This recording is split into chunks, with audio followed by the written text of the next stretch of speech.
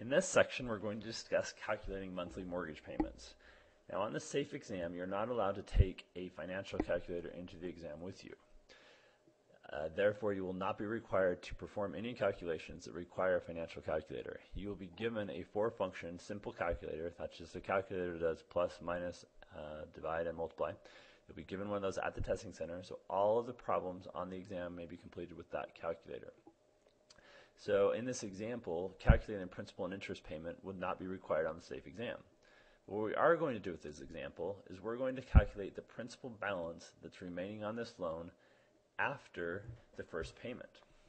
To do that, our first step is going to be to calculate the annual interest. To do that, we just take the loan amount of $300,000, multiply that by 5%, and on your calculator that's 0.05. That's going to give us an annual interest payment of $15,000. What we do with that is we divide that by 12, and that's going to give us a monthly interest payment of $1,250. So for the first month, there was $1,250 in interest due on this loan. Principal balance was $300,000. The interest was 5%, so the interest due for the first month was $1,250. Now you'll notice that the principal and interest paid every month on this loan is $1,610.46. So for the first month, if we want to calculate the amount that went to principal, all we need to do is subtract the amount that went to interest from the principal and interest payment. So we're going to take that payment of $1,610.46, subtract from that the $1,250 that we now know went to interest for that month. The difference between those two numbers is $360.46. So that right there is the amount of principal that went to the loan for the payment for the first month.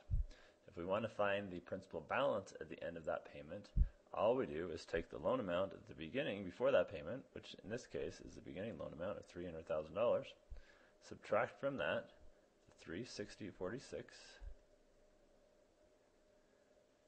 and that leaves us with a principal balance of $299,639 and 54 cents. Okay. That right there is our principal balance at the end of the first month.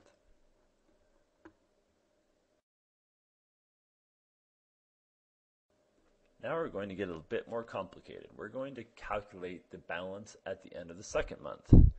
So I've carried over the balance at the end of the first month here of $299,639.54. We're going to go through the exact same steps. Remember, the interest rate is 5%, so we're going to take that number, multiply it by 5%, and that's going to give us an annual interest payment of $14,981.97. So this is our annual interest payment, just like we did before. To get a monthly interest payment, we're going to divide that by 12. That's going to give us a monthly interest payment of $1,248.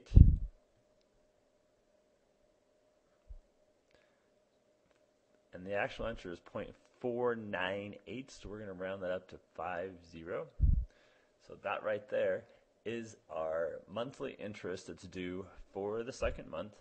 It's less because the principal balance was less for that month. So now what we do, remember, our principal and interest payment's the same. It doesn't change from month to month. Our principal and interest payment from before was $1,610.46. So the interest due this month is $1,248.50. So the difference between those two numbers is $361.96, which represents the amount of principal that went to the principal balance for the second month. So now if we want to calculate the ending balance at the end of the second month, we take our principal balance at the end of the second month, which was we have up here, which is $299,639.54. Subtract from that the amount of principal that went this month, $361.96. So once you subtract that, that gives you an ending principal balance of $299,277.58. Now you can keep going from month to month if you'd like. Obviously it's much easier with a financial calculator, but if you have to, for a few months, you can calculate the amortization, or in other words, the amount that the principal balance goes down through each principal and interest payment.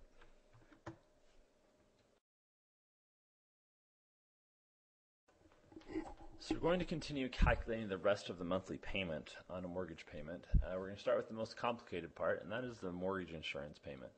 Now, we're not going to review mortgage insurance here. That's covered in other parts of the course. But mortgage insurance is always listed as a factor. And in our example, that's 0.89%. So the mortgage insurance is 0.89% annually of the loan amount. So we've got our same loan amount here of $300,000 and our MI factor of 0.89%. So as I mentioned, that is an annual number. So to figure a monthly number, we have to come up with our annual total first. So all you're going to do is take your $300,000 loan amount, multiply that by your 0.89%, and on your calculator, that's going to be 0.0089. To get that, if you don't want to use the percent key, you move the decimal point 2 places to the left.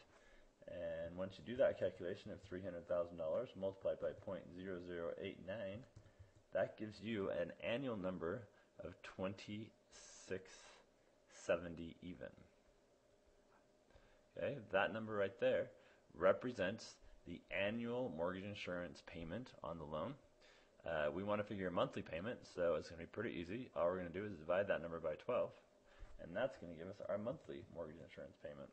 And in this case, that monthly mortgage insurance payment is $222.50.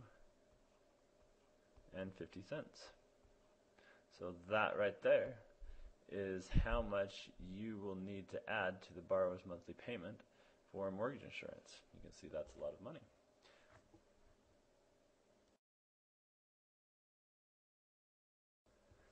The next part of the payment that we're going to talk about is the payment for taxes. These are county property taxes. They are either charged annually or semi-annually, sometimes quarterly, depending on the county.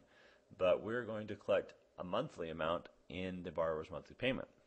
Now, the borrower may not want to have a payment for tax and insurance collected in their monthly payment, but you still need to be able to calculate it, because even if it's not collected, you still have to count that towards the borrower's debt-to-income ratio as part of the payment. So on this loan, let's assume that the annual property taxes on this property are $3,500. Okay, this is going to be a very easy calculation, because to get the monthly amount, all we're going to do is divide 3,500 by 12, and that's going to give us a monthly amount of $291 and 0.666. So we're going to round that up to 0.67. So that right there is the amount that has to be added to the monthly payment for the payment of county property taxes. Insurance is going to be pretty much the same thing. So let's just review insurance right now. If you want to figure out your insurance payment, you take the annual insurance payment. Let's assume in this one it's $600. Divide that by 12, and that's going to give you a monthly insurance payment.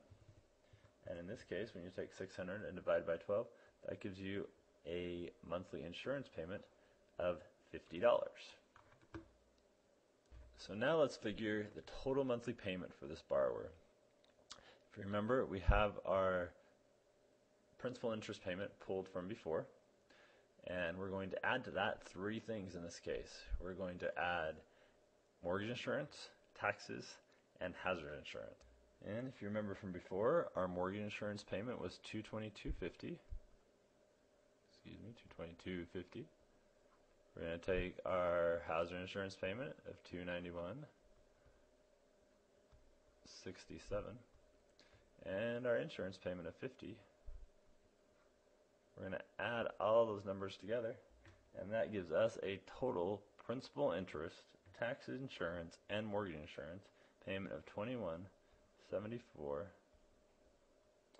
and 63 cents.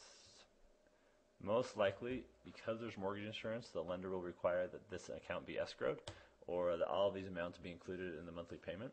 But if there was not mortgage insurance, the lender may allow the borrower to manage the payment of tax and insurance on their own. Either way, all these payments need to be calculated into the borrower's debt-to-income ratios, so it's important that you know how to calculate them.